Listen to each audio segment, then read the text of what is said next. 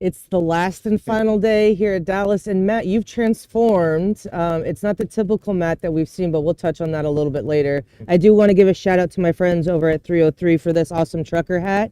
I needed a hat this morning because, well, Matt showed up with this hat, and we have such a good partnership with 303, and we've been using their space all weekend. So I just want to give it, again, a shout out to 303 for my new hat. I have really jumped into Texas culture here with the last couple days in Dallas. You have. You're like yeehaw and fixing to have a good time. So much fun and so many good times ahead. I gotta say, on my way into the studio here, I got many more compliments than I normally do. I actually think that this whole vibe fits you, and maybe we just need to spend more time in Texas when you're on the move. And I will say too that we actually had some staff members that didn't recognize me, and they were like, "Oh, can I help you, sir?" And so I will say, I thought that was great. I kind of leaned into it. I was like, "I'm new around these parts." Yeah, I can't wait to show the audience what we endured yesterday. Well, before we do, let's get into what's in store for the day ahead here at the Kay Bailey Hutchinson Convention Center here in Dallas. The rundown is we have 371 vehicles slated to cross the auction block. That contains vehicles within 10 collections, and there's 50 pieces of road art.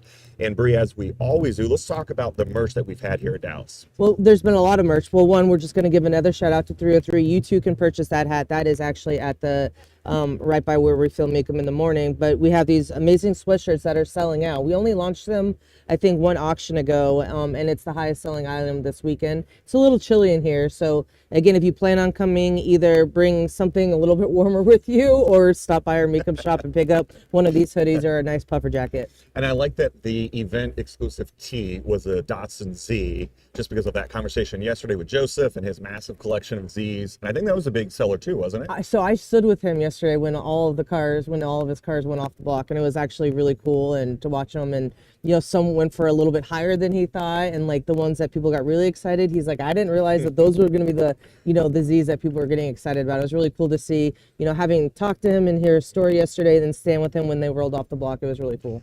Did the watch go with the car, or did that go with someone else? I don't know, Matt. What did it do? I do not have a watch in my hand today, but Joseph and I did talk about it, and he regrets not giving it to me. If you missed the show yesterday, one of the it was either 2023 or 2024 Z's came with a special edition. I think, yeah. Yeah, it came with a special edition watch. Citizen watch. And cool. It came with a carbon fiber key fob. I was really zoning into all the details of that, but I'm glad it's going to a good home. If you want to send it to me because I fell in love with it, that's fine with me as well. Yesterday went really long. So I think we finally left around 8 p.m. because we had so many cars on the block, and today we're slated for the same number. We added a couple yesterday, so that's why the number we gave in the morning wasn't the correct number, but I think it's going to be another closed up shop at 8 p.m. today. So you still have time to purchase your tickets and register to bid and saddle up. Yeehaw for I don't even know how to respond to that. I know. Let's turn our attention to car news, Brian. There's some excitement over at Aston Martin because they have released the latest flagship performance model that they have, the 2025 Vanquish. This is very exciting. That car gives me goosebumps. As it should. It does. And what's interesting is how their Chief Group Technical Officer, Roberto Fedeli, stated it was inconceivable that a new Aston Martin flagship should be powered by anything other than a state-of-the-art V12. Brian, we're living in a time when a lot of these supercars are starting to experiment with other forms of powertrain combinations for maximum performance. So to see a brand like Aston Martin commit to internal combustion for a massive V12 is very exciting. For people that don't know, like when you say V6, V8, V12, break it down. What does that mean? And why is that such a big news item? Right. So the V corresponds to the configuration of the engine of the cylinders and the pistons. It literally is a V as the pistons come off the crankshaft, and then the number corresponds to how many cylinders are within that engine. So obviously a V6 would have 6 cylinders, 8, 10, 12. So a V12 would certainly be on the higher end of that. Just a tad. Just a tad. Yeah. And obviously that's something that you don't really see outside of a supercar or something definitely performance oriented. Yeah. And to see Aston Martin say that, hey, we're going to have a new flagship performance model be powered by a ICE, internal combustion, V12, as opposed to any kind of electrification, is a big indicator that they are focused on delivering maximum driving excitement. I wonder if Aston Martin will invite us to take a ride in one. I would certainly hope so, because this V12 is a twin turbo, and it's a 5.2 liter with 824 horsepower and 738 pound-feet of torque. It is the most powerful front engine Aston Martin in history, and the fastest, with a claimed top speed of 214 miles per hour. Just to put this in perspective, I have a Royal Enfield Continental GT, and it is 47 horsepower.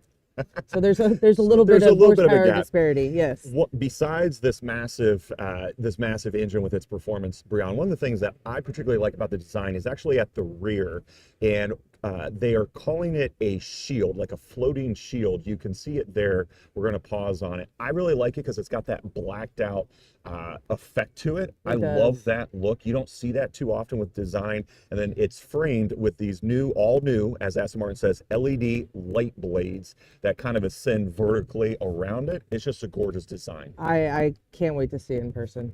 Well, what you can see in person is just across from our studio. Speaking of Aston Martin, as I was digging into the details on this new Vanquish, I was reminded that here at Dallas, we have a 2022 Aston Martin DBS Superleggera Coupe. So if you don't want to wait for the Vanquish, today you can bid on lot S220. This has 720 miles. It also has a V12 engine, so you get that maximum performance. Oh, that green is nice. And it is in a rare Aston Martin Racing Green Metallic. Oh, that green speaks to me, Matt. Well, I think it speaks to a lot of people. Very, very iconic for the British automaker, and it's always exciting when the Aston Martin drops a new model. Oh, as I said, I have goosebumps on my arm. All right. Well, as much as I want to do my best British accent, I will. Let's not try it. Let's keep Cowboy Matt. I'm going to keep the theme on being here in Texas, because we do have a recap of our Western night with Matt Morvac. Oh boy. Okay, Matt, now that you've had your first day at auction school, now what we've got to do is we've got to complete the look. So we're here in downtown Dallas at Wild Bill's Western Store, where I've come to several times to complete my look. Between hats, belts, and boots, this is where it's at. So let's go find the new look for the next Matt in the Hat. Come on in. But I'm also here to drain my bank account, because typically that's what I do best.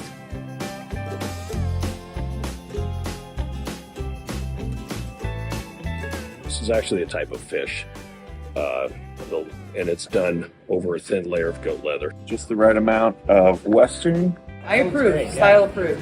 But why are you rolling it all the way up past your elbow? Just breaking it in. I think Matt approves. About fitting the boy. There we go. I'm digging the vibe. I didn't develop this look overnight. It took years of practice, so I'm trying to help you along. It's a big honor. This is like a proud dad moment for me. I mean, I feel like I've got something accomplished today. So, what do you think? All I can say is I don't know if there's room in these parts for two Matts in the Hat. Well, one way to find out. Let's go right off.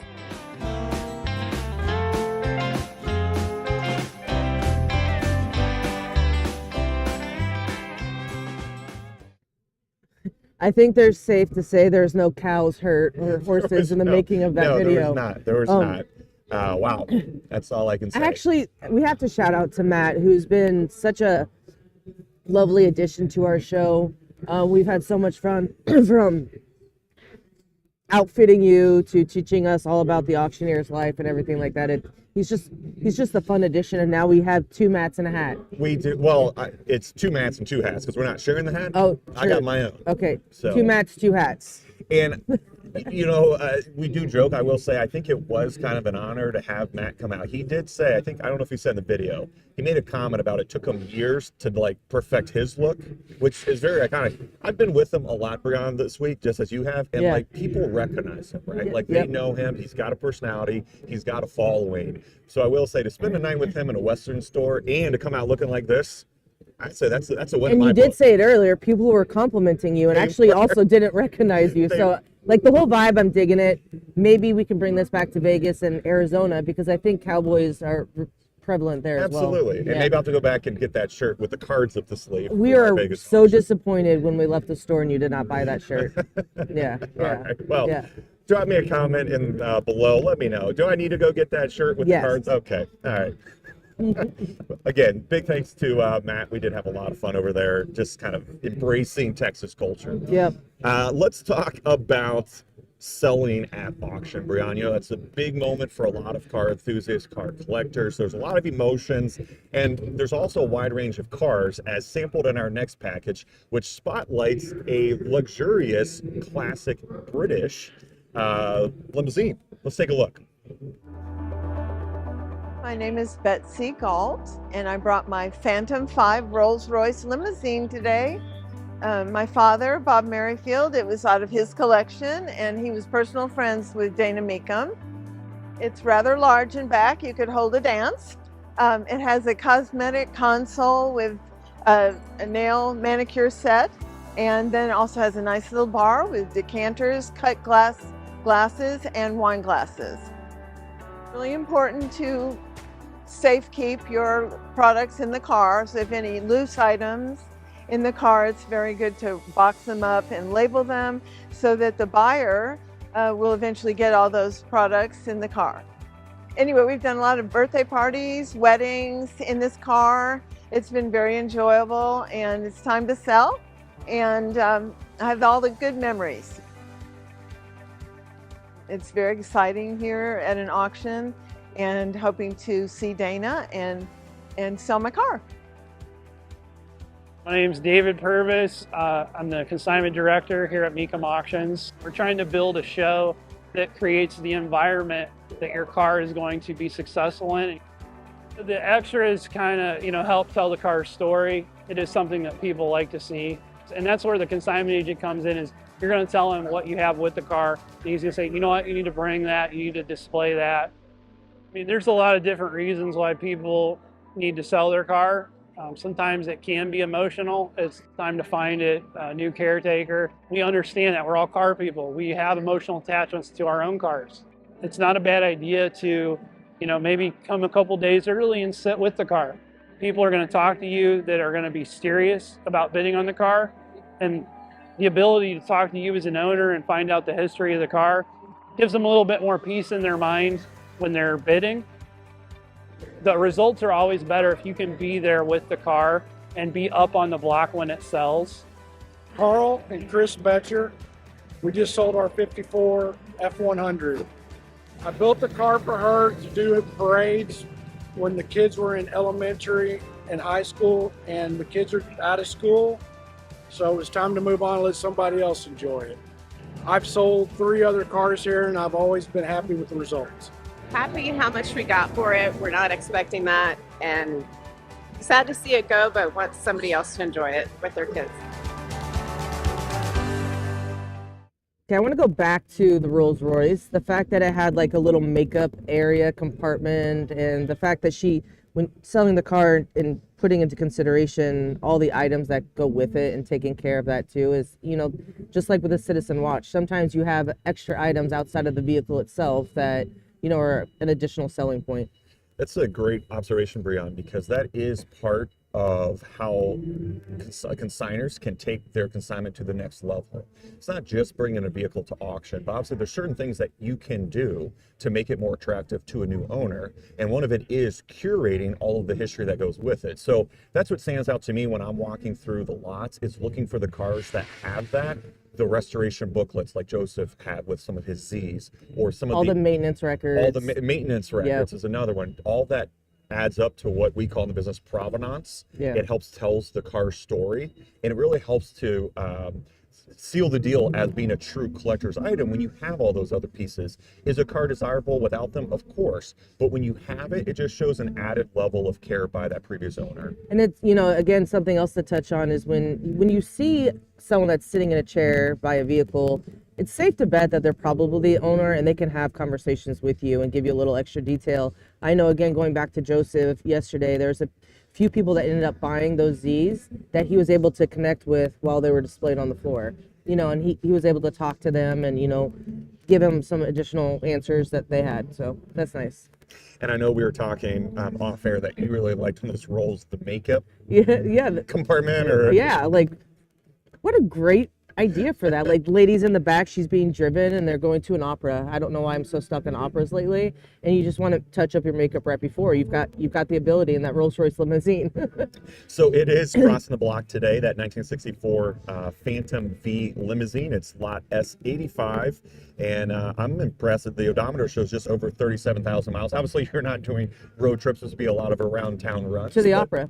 To the opera. Or weddings and birthday parties. I think she also mentioned that in the video as well. And I wonder if she was renting it out or if it was just like family functions, family weddings or birthday parties. I'm sad that I didn't miss the opportunity to go to my 16th in a Rolls Royce limousine. Or the opera. Yeah, or the opera.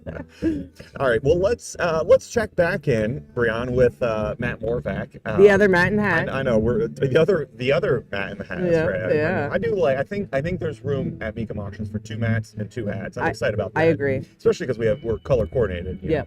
But Matt has been a big help in helping educate us as well as our viewers about what goes in to the auction experience. There's a lot that happens up there on the block, and we're checking back in to see how it is as an audience to understand what you're watching when you're up there on the red carpet.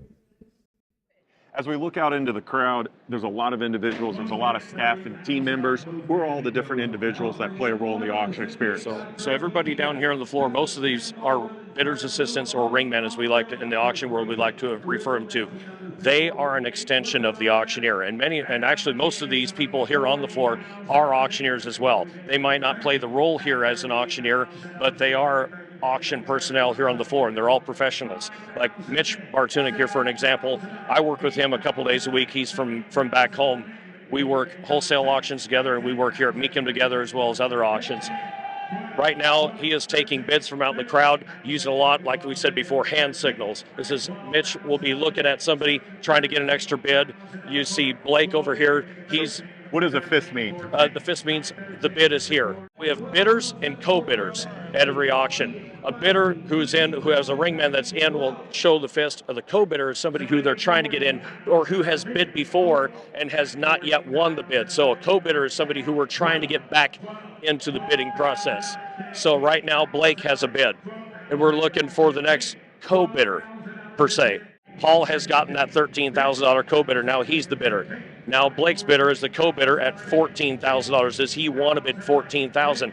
Just like the auctioneer is, I've got $13,000 asking for $14,000. The ringman is conveying that same information, but to a more personal level to the bidder. So they might come to that bidder assistant. They say, "Hey, the current bid right now is $13,000. Do you want to get $14,000?" That bidder may or may not consider that bid, or maybe they want to go something lower than that, or they want to do something different, and they can communicate. Well, do you want to give $13,500? We'll keep that going. We're trying to work to get that reserve off, and you're on their side because you do want them to buy that car, but you also want them to know when they're in and when they're out in that bidding process, and what may or may not happen. Your $13,500, it's offered, but it may not work, and that it may not work in the bidding process as far as getting the car sold. Or if it does work, they say, okay, your current bid is $13,500, the reserve is off, so we're going to stay here and see if we get that car bought.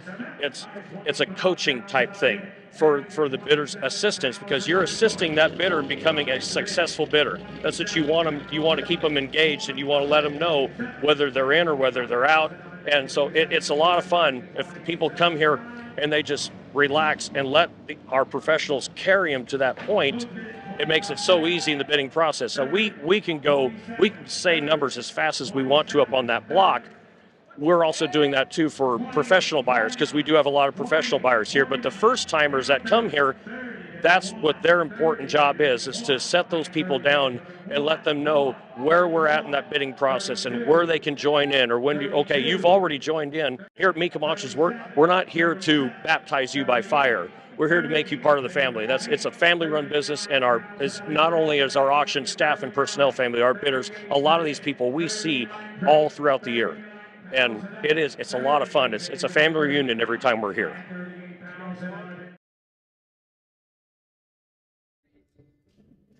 Another informative piece with the other Matt in the Hat. But I'm actually even more excited by the person sitting next to me. I was introduced to him a while ago, but we've been talking about it a lot. There's been a lot of movement and excitement around the Kelsey collection, behind the scenes, in front of the scenes, and yesterday, the last of the lots rolled off the block. But you know what it meant to me was, wow, I think we did a good job getting people excited. But what did seeing that mean to you?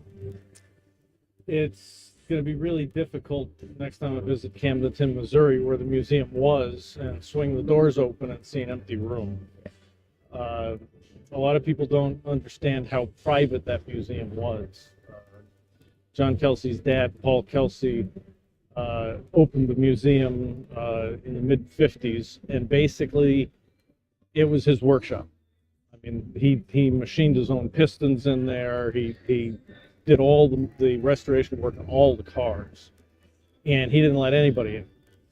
I have had access to a number of the historical documents, and the one I love the most is a letter from Bill Harrah thanking him for letting him come in and see the Stutz and the Auburn V12. That's actually a good thing. But real quick, I want to apologize. This is Keith Buckley, and I'm not sure I introduced him, but this is Keith Buckley. Mentioning the Stutz. So the Stutz did not sell yesterday, but Correct. And I think it's still trying to find its forever owner. Could that be you? No, but I do volunteer at a not-for-profit museum in Chicago, the Claremont Collection, and I am proud to say that we joined you yesterday. Yep. Well, the day before. You sold the oldest car that Mecum Auctions has ever sold. Yes. An 1899 Motorette, and it has gone to the Claremont Collection in Chicago. So I was really excited, and I didn't know. Did you guys play? Like, I didn't. No one told me in advance that you guys were thinking about that, and I was watching. I was like right there at the block, watching every one of those cars roll, or even on the screen, because that one didn't roll across the block. But when I saw the other gentleman in the corner, Mm-hmm. I was like, they just sold that to the Claremont. I was so excited. Well, you know, we don't want to be too well known up there, Yeah. because then all the prices go up. But going back again, is it because of the connection with the Kelsey Museum that you guys wanted to keep something like that, just, you know, as a piece, or is it the historical significance of the car? Like, what was the idea behind that? All of the above. John Kelsey had the exclusive rights to sell Goodyear vintage tires, and that's how most people know him. That's where most people met him. He's had a close relationship with all of our chairmen since about 1986. So not long. Yeah, yeah, and I haven't been at Goodyear long either. It's Yeah. 44 or something. Yeah, something like that. Yeah. Welcome to the Goodyear family. Yeah. Yeah. Yeah, they gave me a shirt. Yeah. Too. A nice shirt. But the idea is I met John 40 years ago. I got to know him a little better 25 years ago, and I basically joined his team 12 years ago. So I had a little bit more access to the cars and to the man himself than most people did. When you would go there, so when the museum closed its doors for good like 30 years ago, right? I believe it was 94 when John's dad passed away that the museum was closed. And that's when he decided to close it and just keep it for his private. Like, how many people actually got behind the doors and were able to see it while it's been, you know, there since 94? In about 2014, for his 70th birthday, he opened it up for the first time since 94, and he invited about 60 people. Okay. You know, so it was invitation only, and it has been closed since then. Were you one of the 60 people invited to I was, and that was the first time that I discovered that he had 2 daughters that he had never mentioned. And those 2 daughters have taken over the company, and I'm working with them now to try and look toward the growth of Kelsey Tire. So there'll be another visit to Camdenton, Missouri at some point for you? There will be, because we are looking at renewing contracts and new product lines. I mean, they've got about 80 different tire sizes and types. The KelseyTire.com is the place to go to find out what we have. But we really don't have any speed-rated radials newer than about 1980. So we're looking at introducing, Camaro, Mustang, Corvette sizes between 1980 and 1990. Just trying to follow the market a little. To close this out with you, can you give me your best Kelsey moment, whether it's with John or with a specific vehicle? Boy, there's so many of them. There was a story that I was told yesterday about the development of the it was a particular blue dot Mustang tire from the 60s, and someone was sharing a story with me about how he had given up one of the 4 original tires that he had, and he sacrificed it, and they cut it apart and analyzed it so they could get the blue dot absolutely correct on the new product. And I guess I was a little merciless at that point, because I said, well, I do have the original blueprint. I could have just sent it to the mold shop. Why are you doing this? Why you got to make it so tough? But no, John was just a great guy. 82nd Airborne, Vietnam. If you've ever seen MASH and you see all the kidding about, I love MASH. You see all the kidding about them trading on the black market for supplies.